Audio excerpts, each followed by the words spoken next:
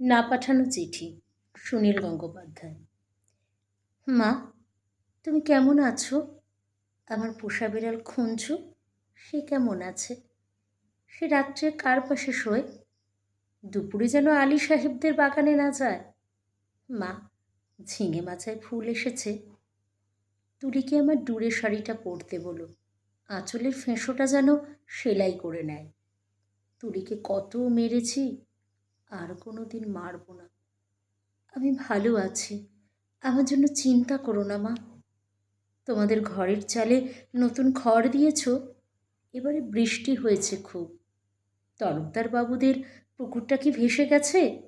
কালু ভুলুরা মাছ পেয়েছে কিছু? একবার মেঘের ডাক শুনে কই মাছ উঠে এসেছিল ডাঙায়। আমি আম গাছতলায় দুটো কই মাছ ধরেছিলাম। তোমার মনে আছে মা? মনে আছে আলী সাহেবদের বাগানে সেই নারকোল?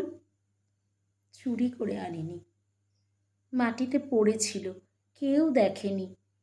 নারকোল বড়ার সেই স্বাদ এখনো মুখে লেগে আছে। আলী সাহেবের ভাই মিজান আমাকে খুব আদর করত। বাবা একদিন দেখতে পেয়ে চেলা কাঠ দিয়ে পিঠিয়েছিল আমাকে। আমার কি দোষ? কেউ আদর করলে আমি কি না বলতে পারি? আমার পিঠে এখনো সেই দাগ আছে। আলী সাহেবদের বাগানে আর কোনো দিন যাইনি। আমি আর কোনো বাগানে যাই না। সেই দাগটায় হাত বুলিয়ে আমার বাবার কথা মনে পড়ে। বাবার জন্য আমার খুব কষ্ট হয়। আমি ভালো আছি, খুব ভালো আছি। বাবা যেন আমার জন্য একটুও না ভাবে। তুলি কি এখনো ভূতের ভয় পায়? তুলি আর আমি পুকুর ধারে কলা বউ দেখেছিলাম। সেই থেকে তুলির ফিটের ব্যারাম শুরু হলো। দাদা সেই কলা গাছটা কেটে ফেলল। আমি কিন্তু ভয় পাইনি। তুলিকে কত খেপিয়েছে। আমার আবার মাঝরাতে সে কলা বউ দেখতে ইচ্ছে করে।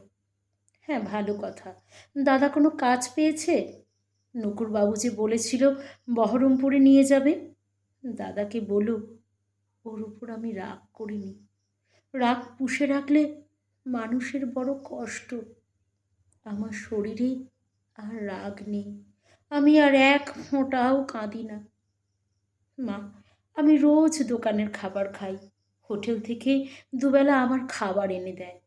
মাংস মুখে দিই আর তুলির কথা, কালু ফুলুর কথা মনে পড়ে। তোমাদের গ্রামে পটল পাওয়া যায় না। আমি পটল আলুর তরকারি খাই, পটল ভাজাও খাই। হোটেলে কিন্তু কখনো শাক রান্না হয় না। পুকুর পাড় থেকে তুলি আর আমি তুলে আনতাম কলমি শাক। কি ভালো, কি ভালো! বিনা পয়সায় কোনো দিন আর কলমি শাক আমার ভাগ্যে জুটবে না। জোর হাওয়া দিলে তাল গাছের পাতা সরসর করে ঠিক বৃষ্টির মতন শব্দ হয়। এই ভাদ্র মাসে তাল পাকে, ঝিপঝিপ করে তাল পড়ে। বাড়ির তাল গাছ দুটো আছে তো। কালু তালের বড়া বড় ভালোবাসে। একদিন বানিয়ে দিও। তেলের খুব দাম জানি, তবু একদিন দিও। আমাকে বিক্রি করে যে 6,000 টাকা পেয়েছিলে, তা দিয়ে একটা গরু কেনা হয়েছে তো। সেই গরুটা ভালো দুধ দেয়। আমার মতন মেয়ের চেয়ে গরুও অনেক ভালো। গরুর দুধ বিক্রি করে সংসারের সুসার হয়। গরুর বাছুর হয়, তাতেও কত আনন্দ হয়। বাড়িতে কন্যা সন্তান থাকলে কত জ্বালা। দুবেলা ভাত দাও রে, শাড়ি দাও রে, বিয়ের জোগাড় করো রে, হাবলু মিজান শ্রীধরদের থাবা থেকে মেয়েকে বাঁচাও রে। আমি কি বুঝি না? সব বুঝি। কেন আমায় বিক্রি করে দিলে তাও তো বুঝি। সেজন্যই তো আমার কোনো রাগ নেই, অভিমান নেই। আমি তো ভালোই আছি, খেয়ে পড়ে আছি। তোমরা ওই টাকায় বাড়ি সারিয়ে নিও ঠিকঠাক। কালু ভুলুকে স্কুলে পাঠিও, তুলিকে ব্রোজেন ডাক্তারের ওষুধ খাইও। তুমি একটা শাড়ি কিনো, বাবার জন্য একটা ধুতি। দাদার একটা ঘড়ির শখ, তা কি ওই টাকায় কুলোবে? আমি কিছু টাকা জমিয়েছি, সোনার দুল গড়িয়েছি। একদিন কি হলো জানো মা, আকাশে খুব মেঘ জমেছিল। দিনের বেলায় ঘুরকুট্টি অন্ধকার। মনটা হঠাৎ কেমন কেমন করে উঠল। দুপুরবেলা চুপি চুপি বেরিয়ে ট্রেনে চেপে বসলাম। স্টেশনে নেমে দেখি একটা মাত্র সাইকেল রিক্সা। খুব ইচ্ছে হলো বাড়িটা একবার দেখে আসি। রথতলার মোড়ে আসতেই কারা যেন চেঁচিয়ে উঠল, কে যায়, কে যায়? দেখি যে হাবলু শ্রীধরদের সঙ্গে তাস খেলছে দাদা। আমাকে বলল, হারামজাদি, কেন ফিরে এসেছিস? আমি ভয় পেয়ে বললাম, ফিরে আসিনি, থাকতেও আসিনি গো, একবার শুধু দেখতে এসেছি। হাবলু বলল, এটা একটা বেবুশ্যে মাগি। কি করে জানলো বলো তো? তা কি আমার গায়ে লেখা আছে? আর একটা ছেলে চিনি না বলল, ছি ছি ছি, গায়ের বদনাম। হাবলু রিক্সাওয়ালাকে চোখ রাঙিয়ে বলল, ফিরে যা। আমি বললাম, দাদা, আমি মায়ের জন্য কটা টাকা এনেছি, তুলির জন্য।